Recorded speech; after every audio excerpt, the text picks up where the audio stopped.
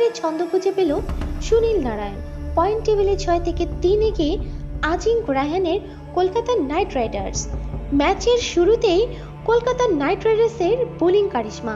4 ম্যাচে তেমন সুফল না পাওয়া সুনীল নারায়ণ চেন্নাইয়ের বিপক্ষে আবারও নিজেই প্রমাণ করলো এখনো হারিয়ে যাননি তিনি। বল হাতে 4 ওভার বল করে মাত্র 13 রান দিয়ে তুলে নেয় 3 উইকেট। ব্যাটে হাতেও দেখিয়েছেন চমক, যেখানে তিনি 18টি বল খেলে 5টি ছক্কা ও 2টি চারে দেখা পান।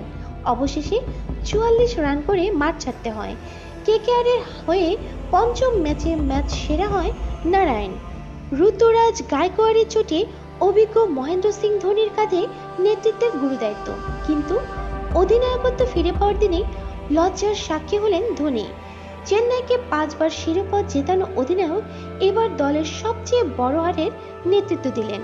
কলকাতা নাইট রাইডার্স চেন্নাই ঘরের মাঠে চেন্নাইকে 10 ওভার 1 বল খেলে 8 উইকেটের বড় ব্যবধানে জয় তুলে নিল।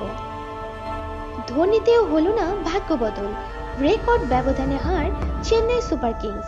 এ নিয়ে টানা 5 ম্যাচে হারল।